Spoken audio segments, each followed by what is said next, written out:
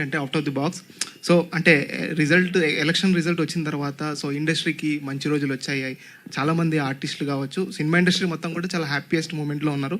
So how you feeling as artist, ఒక యాక్టర్గా ఎలా ఫీల్ అవుతున్నారు? డెఫినెట్లీ 100%. ఏమైంది నీకు?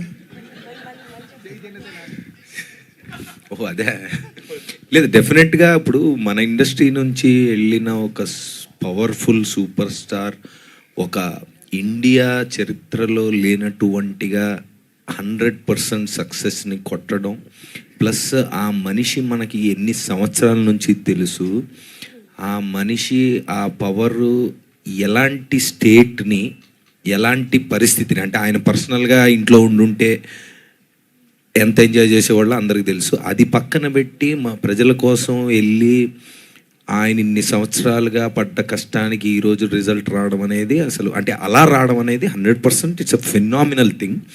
I think that is one of the greatest victory that we have seen. And yes, మీరు అన్నట్టుగా ఆయన ప్రజలకే కాదు, మన ఇండస్ట్రీకే కాదు, ఆయనకి కుదిరినంత చేయగలిగినంత అందరికీ మంచి చేస్తారు అనేది మనందరికీ తెలుసు. ఎందుకంటే ఆయన ఇప్పుడు ఆయనకి ఏం అవసరం అనేది మనందరికీ తెలుసు. But he has proved it. Like ఇన్ని సంవత్సరాలు ఆయన పొటెన్షియల్ ఏంటని మనకు తెలిసింది. So yes, as a common man I'm happy, and also as an industry person I'm very excited about the great things that are going to come.